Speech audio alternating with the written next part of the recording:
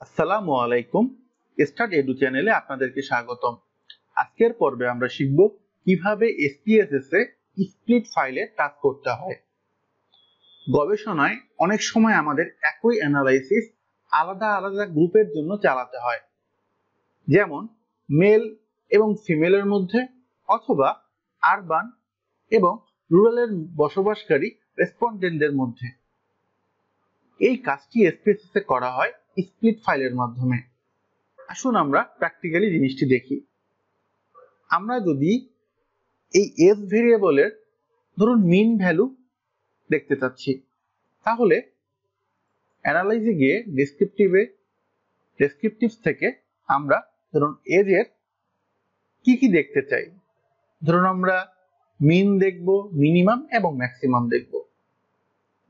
Continue দিয়ে আমরা যদি ওকে দিয়ে দেই, তাহলে দেখুন আমরা পুরো সব রেসপন্ডেন্টদের একটা বয়সের গড় দেখতে পাচ্ছি, মিনিমাম এবং ম্যাক্সিমাম ভ্যালু। কিন্তু আমরা চাচ্ছি যে না, আমরা মেল এবং ফিমেলের জন্য আলাদা আলাদা ভাবে দেখব, অর্থাৎ মেল গ্রুপের মিন এজ কত এবং ফিমেল গ্রুপের মিন এজ কত। তখনই আমাদের স্প্লিট ফাইলের কাজ করতে হয়। এই জন্য যা করতে হবে, মেনু বার থেকে ডেটাতে গিয়ে এই দেখুন নিচে স্প্লিট ফাইলে ক্লিক করে আমরা কম্পেয়ার গ্রুপস দিব। কম্পেয়ার গ্রুপস এর মাধ্যমে আমরা ওই ভেরিয়েবলের ক্যাটাগরি অনুযায়ী আলাদা আলাদা ভাবে আউটপুট দেখতে পারবো। আমরা ডিসপ্লে ভেরিয়েবল নেম করে নেই। গ্রুপ বেসড অন বক্সে আমরা যার ভিত্তিতে গ্রুপ করতে যাচ্ছি সেই ভেরিয়েবলটিকে পাঠিয়ে দিব। যদি আমরা জেন্ডারের ভিত্তিতে দেখব, জেন্ডারকে পাঠিয়ে দিলাম। পাঠিয়ে দিয়ে আমরা যদি ওকে করে দেই, দেখুন আমাদের স্প্লিট ফাইল হয়ে গেছে। এবং আমরা SPSS এর ডান পাশে একটা কমান্ড দেখতে পারবো, স্প্লিট বাই জেন্ডার, অর্থাৎ আমাদের এই বর্তমানে ডাটা সেটটা জেন্ডারের ভিত্তিতে স্প্লিট করা আছে।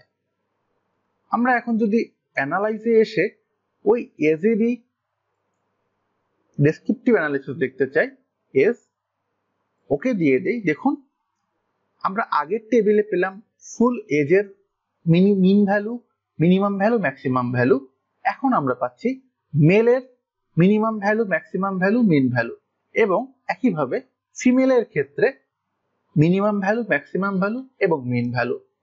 তাহলে দেখুন স্প্লিট ফাইলের মাধ্যমে কত সহজভাবে আমরা দুটি গ্রুপের আলাদা আলাদা আউটপুট পেলাম।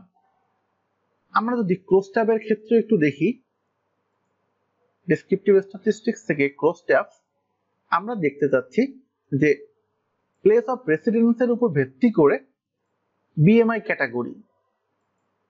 ক্যাটাগরি দিয়ে আমরা যদি ওকে দিয়ে দেই, দেখুন মেলের মধ্যে আলাদা করে বিএমআই এবং প্লেস অফ রেসিডেন্সের ক্রসট্যাব হয়েছে, ফিমেলের জন্য আলাদাভাবে ক্রসট্যাব হয়েছে প্লেস অফ রেসিডেন্স এবং বিএমআই ক্যাটাগরির ক্ষেত্রে।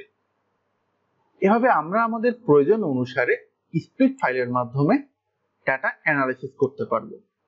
যখন আমাদের এই কাজটি শেষ হয়ে যাবে, তারপর আমরা মেনু বার থেকে ডাটাতে গিয়ে স্প্লিট ফাইলে জাস্ট আমরা analyse all cases, do not create groups দিয়ে ওকে দিয়ে দেই, অথবা শুধুমাত্র রিসেট দিয়ে দেই, তাও হয়ে যাবে। আমরা অ্যানালাইজ অল কেসেস দিয়ে ওকে দিয়ে দেবো, এটাই বেটার। দিয়ে দেখুন আমাদের যে কমান্ডটি ছিল এখানে স্প্লিট বাই জেন্ডার, এটা কিন্তু উঠে গেছে। কাজ শেষে আমরা এটা করে রাখবো। ধন্যবাদ সবাইকে।